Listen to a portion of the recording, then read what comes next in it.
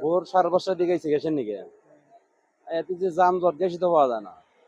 আমরা আগে গাড়ি চালাইতাম 2012-15 পর্যন্ত অপরান্ত গ্যাস পাইতাম 220 প্রেসার 250 প্রেসার, কিন্তু গ্যাসই পাওয়া যায় না।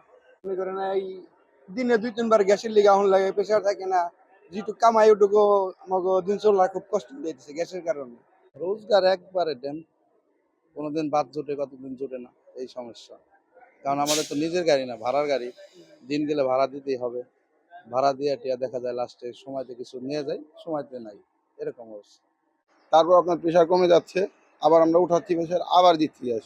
এই পরিস্থিতি চলতেছে। আর মনে করেন যে মানুষের ভোগান্তি তো আছে, মানুষ সারাদিন কিছু না কিছু মনে করেন বলতেছে যে আমার এই দাও আমার এই দাও, কিন্তু দিব কারে, এই নিয়ে মনে করেন আরো বেশি সংকট। আর সামনে যে 2-4টা গাড়ি আছে এলাকার, তারা এসে আমার এই দাও, কারণ আমি কারে দিব কারে না দিব এটা নিয়ে মনে করেন খুব কনফিউজ।